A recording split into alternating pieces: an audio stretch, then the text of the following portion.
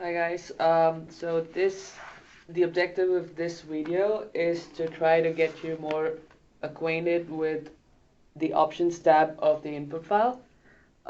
Personally, I consider the options tab to be like the control center for the optimization, wherein you feed it with the basic constraints, and metadata that you would like to see in your outputs. To start with, I'm going to go over these in the order that you see here. The first one being the title.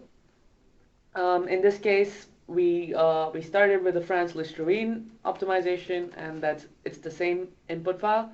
So I'm just going to call this France spelled wrong green optimization, and this by default all our optimizations are a full year optimization with where the budget is constant, which is equal to what's been planned. So in short, it's a full year optimization with flat budget.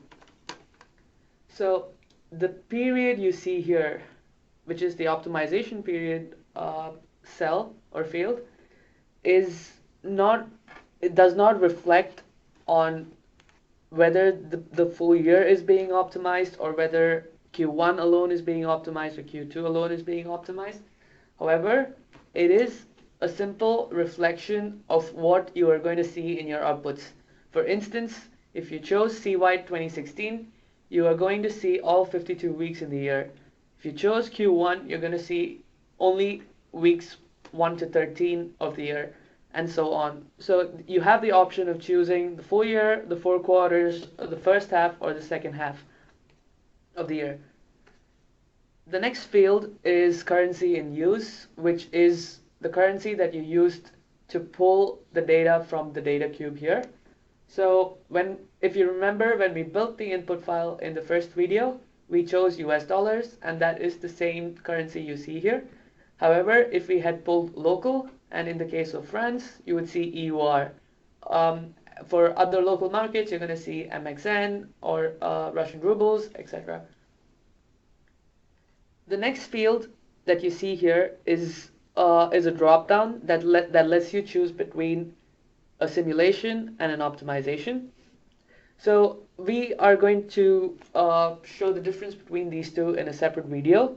But in short, a simulation is nothing but a sales projection of a different media plan. So for the sake of simplicity, we're going to leave this as optimization for now.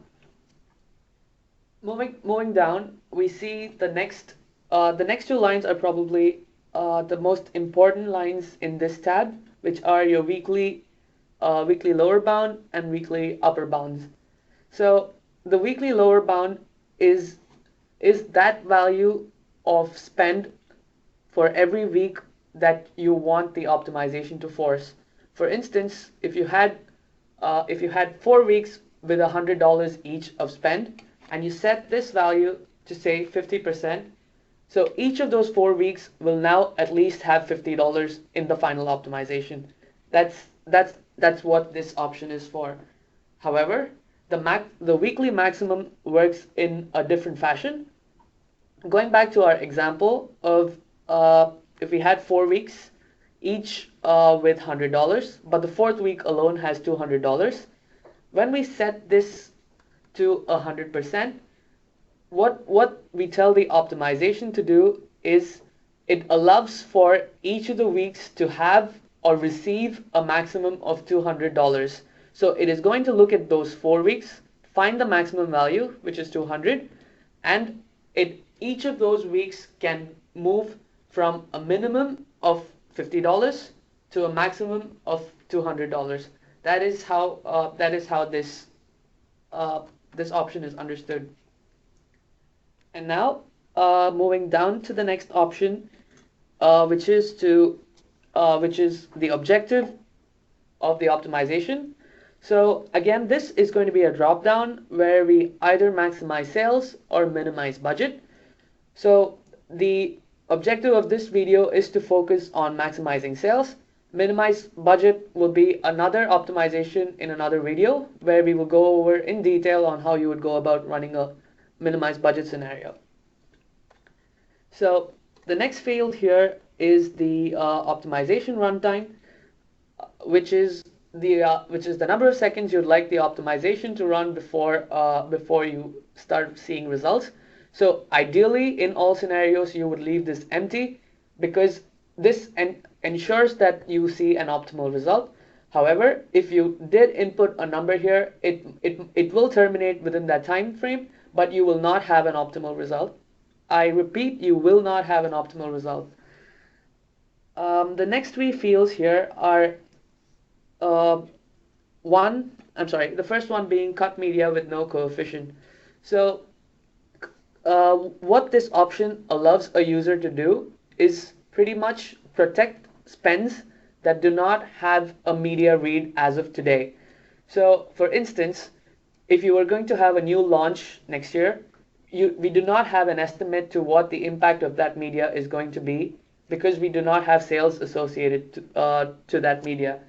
So in order to protect the spend, we would move this option from no to yes. And this would ensure that all spends that need to be protected will be protected, meaning all spends that do not have a media read will be protected. The next option is the optimized subset of products. Again, this option will be dealt with in a separate video because it's a separate functionality for itself.